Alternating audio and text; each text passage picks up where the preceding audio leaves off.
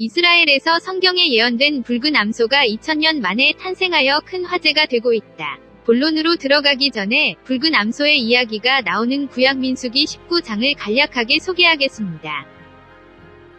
완전하고 흠이 없고 아직 멍에를 진 적이 없는 노동하지 않은 붉은 암소를 희생제물로 하고 그 피로 회견의 천막 이동식 신전이 깨끗해진 후 제단에서 구워 붉은 암소의 제가 샘물과 혼합된 죄를 깨끗게 물이 만들어진다. 붉은 암송아지는 죄를 정화하는 중요한 재료라고 되어 있다. 하지만 이 잔인한 의식이 현대에 어떤 의미를 가지고 있다는 것인가?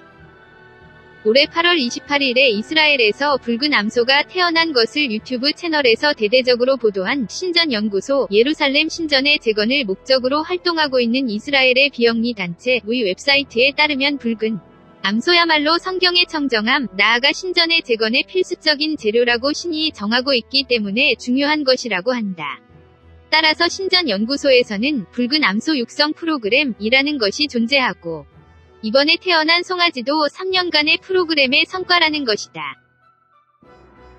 앞으로 이 송아지는 랍비에 의한 면밀한 검사를 받고 성경의 예언대로 상처 하나 없는 붉은 암소라고 판정된 후 3개월 동안 상태를 검사하고 제사에 적합한지 최종적으로 판단된다고 한다.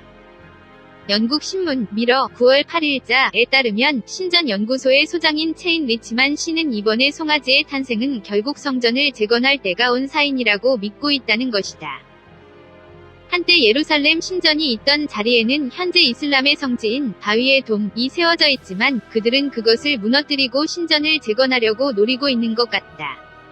앞으로는 태어난 송아지가 자연적인 원인으로 제물로서의 자격을 박탈당할 가능성도 있다고 하지만 만약 완벽한 상태로 3개월이 지났을 때 무슨 일이 일어날지 모른다. 그리고 미국의 보수 언론 브라이트바트 뉴스 9월 10일자는 이 타이밍에 액션을 일으킨 의외의 인물도 있다고 보도했다. 그 인물은 전 미국 대통령 버락 오바마이다. 지금까지 정치적 발언을 자제해온 오바마이지만 지난주 트럼프 대통령을 비난하는 발언을 하고 정계에 복귀를 호소했다. 기사의 저자인 찰스 하트 씨는 오바마의 당돌한 복귀가 붉은 암소의 탄생과 관련이 있다고 제안하고 있다. 친이스라엘적인 정책이 눈에 띈 트럼프 대통령에게 위기감을 가지고 있다는 것일까? 진상은 구체적으로 예언되어 있지 않지만 붉은 암송아지의 탄생은 종교뿐만 아니라 정치도 크게 움직이고 있는 것 같다.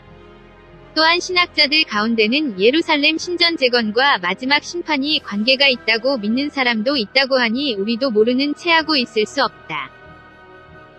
붉은 암송아지의 탄생이 세상의 종말을 알리는 징조가 아닌 것을 바랄 뿐이다.